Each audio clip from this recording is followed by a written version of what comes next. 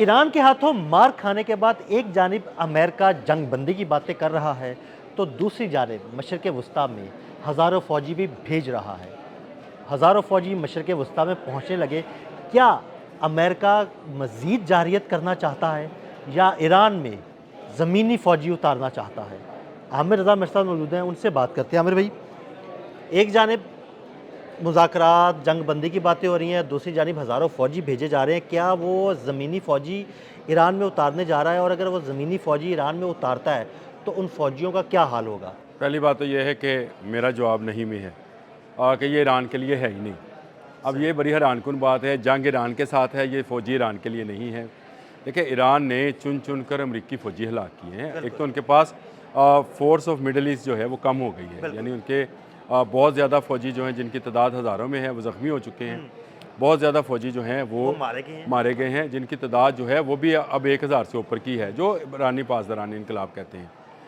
अब उसके इन हालात में जो रवैया उसने अरब ममालिक के साथ रखा हुआ है, उसको ये इसकी इंटेलिजेंस ख़बर है कि वहाँ के लोग इनके ख़िलाफ़ उठ खड़े होंगे। अच्छा, ये एक ऐसी सूरत हाल है जिसमें इनके फ़ौजी अड्डों और इनकी फ़ौजी तनसीबात और इनकी बाकी जगहों पर भी अटैक हो सकता है। ये इनकी अपनी है। इसके लिए वो फ़ौज पे फ़ौज जो है, देखिए मैं आपको पहली बात तो अभी वाज़ेह कर देता हूँ, हाग जज़ीरा जो है वो 40 साल पुराना ख्वाब है ट्रंप का।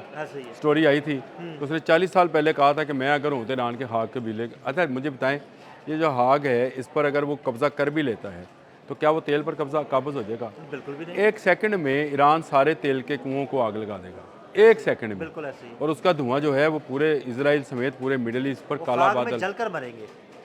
काला बादल बनकर छा जाएगा। तो फिर ये तेल कहाँ से लेगा या तेल कहाँ से जाएगा? और पूरी दुनिया को और पता है। दरअसल खाक से तेल निकाला नहीं जाता, खाक में तेल स्टोर किया स्टोर जाता है। नहीं, मैं यही कह रहा हूँ, वो जो तेल का वो बड़े बड़े कुएं और हैं अगर जहाँ वो से वो कब्जा कर भी लेगा तो कितने, फॉर एग्जांपल अगर कब्जा कर लिया और नहीं आग नहीं मिलियंस है, लगती, मिलियंस हो। तो कितना अरसा वो तेल चला लेगा? तेल वहां से निकलता नहीं नहीं है, नहीं सिर्फ वो तेल वहां पे स्टोर किया स्टोर, हुआ है। लेकिन वो ईरान के पास इसके अलावा और कोई हल हाँ नहीं जी। है। पहली बात तो ये है, और चीन के पास भी नहीं है, ये भी बात ज़हन में रखिएगा। सही। यहाँ पर अगर ज़मीनी हमला होता है तो ये एक ब्लास्ट की सूरत में उड़ेगा और इसका धुआं पूरे मिडल ईस्ट को जो है अपनी लपेट में लेगा। बिल्कुल ठीक और है। ये काले स्याह बादल, वैसे इस बारे में एक हदीस भी है, मैं उस पर इसलिए नहीं जाऊँगा, फिर आप कहेंगे यार ये इस्लामी मामलात पर भी चला जाता है बार बार। ये भी है कि यहाँ पर काला धुआं, ऐसा दबीज़ धुआं छाएगा कि दिन को रात हो जाएगी, सूरज नज़र नहीं आएगा कई दिन तक। तो आमिर भाई, अगर ये हदीस है तो ये सच होना तो है। ये हदीस तो सच है, बिल्कुल, लेकिन तो मैं ये ये नहीं सच समझता साबित कि होना है। ये धुआं जो है वो आ जाएगा, शायद ये कुदरत की तरफ से होगा। हाँ, हो सकता है। ये हो सकता है। मैं इसको इसलिए कहता हूँ कि इस जजीरे पर जो कब्ज़ा करने के हवाले से मुख्तलिफ व्लॉगर्स मैं कल सुनता रहा हूँ, वो पता नहीं हाग को क्या समझ रहे हैं।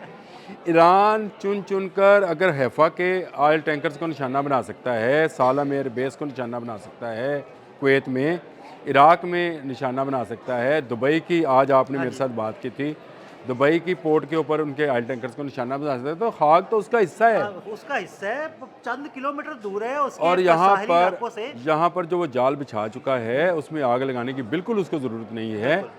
इसके अलावा भी जो फ़ौजी उतरेंगे वो मारे जाएंगे, लेकिन ये फ़ौजी इसलिए उतारे जा रहे हैं जिनकी तादाद तकरीबन 10,000 के करीब है, मरीन्स, क्योंकि अमेरिका को फ़ौजियों की कमी महसूस हो रही है, उनकी कमी हो गई है बल्कि। जो जब इतने सैकड़ों हज़ारों लोग आपके ज़ख्मी और हलाक हो जाएँ तो आपको नई फ़ोर्स की ज़रूरत होती है, क्योंकि ये वाली फ़ोर्स जो है वो डीमोरलाइज हो चुकी है, वो लड़ने के काबिल नहीं रही है। वो लड़ने के काबिल इसलिए नहीं रही कि आपने उनको उनकी बैरकों से निकाल कर होटलों में शिफ्ट किया है। तो जब आप ही इनसिक्योर हैं अपने फ़ौजी अड्डों के अंदर और होटल्स में और घरों में उनको शिफ्ट कर रहे हैं, तो उस फ़ौज का मुराल क्या होगा? बिल्कुल, बिल्कुल आप ज़रा खुद अपने आप पर जाएगा। सोचें, जब आप अपना घर छोड़कर, समझे ये अड्डा जो है इनका घर था फ़ौजियों का, वहाँ से निकल कर आप किसी अरब के घर में जाकर छुपते हैं बेडरूम में, तो आपका मुराल क्या होगा? देखिए, मोराल आपका तब डाउन हो गया जब आप छुप गए। जब आप छुप गए, तो आप सामने आने छुपते से ही घबरा तब है गए। जब आपका मोराल डाउन होता है। और वो चुन चुन कर आपको मार रहा है, चुन चुन कर, जहाँ होटल में, जहाँ घर में, जहाँ पर आप अपना कंट्रोल सेंटर बनाते हैं, अपनी एम्बेसी बनाते हैं, वो उसको निशाना बना लेता है। और उसके लिए ये कोई मुश्किल काम नहीं रहा। यानी वो अपने 20, 25, 50 ड्रोन्स भेजता है, उसमें से आपने रोज़ाना फिगर्स देते हैं हमने इतने गिरा लिए, आपने 48 गिरा लिए होंगे, 49 गिरा लिए होंगे, जो एक निशाने पर लगेगा ना, वो असल में निशाना उसका ये था, असल ड्रोन वो होगा। वो।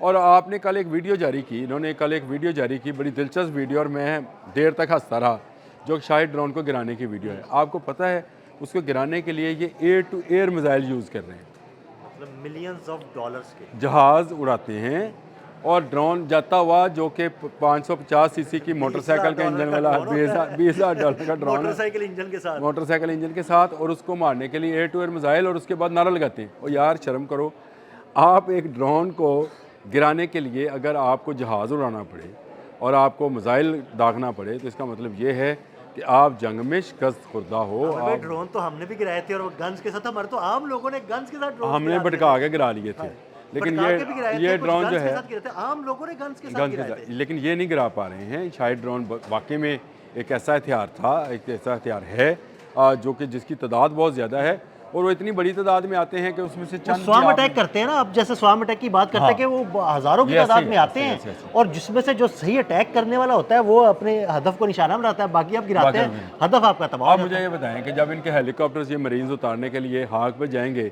तो क्या ड्रोन इनका इंतजार नहीं कर रहे होंगे, इन हेलीकॉप्टर्स का, कर रहे हैं इन हेलीकॉप्टर्स का। तो ये ऐसे, मैं कल हादसा, दूसरी बात ये कि क्या आसानी से हेलीकॉप्टर वहाँ पे पहुँच जाएगा? ये स्टोरी जो थी, जब ये पहले दिन भी आई थी, तो मैं उस वक्त भी हंसा था।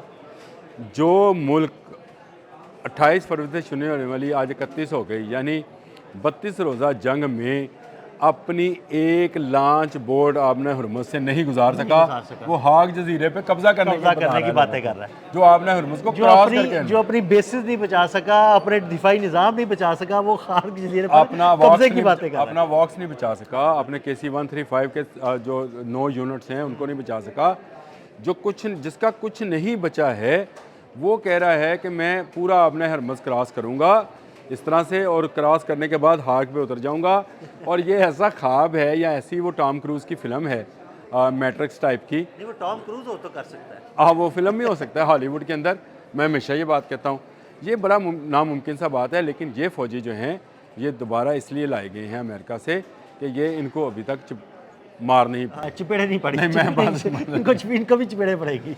वो बाकियों को पड़ चुकी हैं, और वो डरे हुए हैं, वो ईरानी मिसाइल से, ड्रोन से, हमलों से डर रहे हैं, लिहाजा इन्होंने 10,000 मजीद उतारे। लेकिन मेरा मौका फिर वही है कि ये अपने अड्डों की हिफाजत के लिए नए मरीज़ लेकर आए हैं, ना सिर्फ अड्डों की हिफाजत के लिए, बल्कि मिडल ईस्ट में जो लावा आहिस्ता आहिस्ता आहिस्ता आहिस्ता इसराइल और अमेरिका के खिलाफ पक रहा है, और अपने हुक्मरानों के खिलाफ पक रहा है, ये उसको शायद कूल डाउन करने के लिए या उस पर काबू पाने के लिए मरीज़ ला रहे हैं। ना ये ईरान पर ज़मीनी हमला करेंगे। इन्होंने लेबनान की सरजमीन पर ज़मीनी हमला किया है, तो आपको मराका टैंक्स के कब्रिस्तान और ग्रेव यार्ड्स नज़र आ रहे हैं। ये ज़मीनी हमले जो हैं ये इतने आसान नहीं होते। अगर इतने आसान होते तो अमेरिका फिर रह जाता ना अफगानिस्तान में रह जाता, और वियतनाम में रह जाता, ना वियतनाम में रह सका, ना अफगानिस्तान में रह सका, और रशिया भी नहीं रह सका। तो ये ज़मीनी हमले उस तरह से आसान नहीं होते। आप ऊपर से भाई B2 उसके ज़रिए जो मर्ज़ी आप गिरा लें, वो और चीज़ है। ज़मीनी हमले के लिए नहीं, आपने अरब में जो आज़ादी की स्प्रिंग है उसको शायद आपने रोकने के लिए, या आपको नज़र आता है कि आपके अरब के हुक्मरान भी जो हैं अब आपके ख़िलाफ़ उठ खड़े होंगे, शायद उनको डराने के लिए 10,000 मरीज़ हैं, ये ईरान में जाने वाले मरीज़ नहीं हैं। बहुत शुक्रिया आमिर भाई ने सारी सूरत के बारे में आपको तफसील से आगाह किया। मज़ीद अपडेट्स के लिए हमें फॉलो करते रहें। अदील अहमद और आमिर रज़ा को इजाज़त दीजिएगा। अल्लाह हाफ़िज़।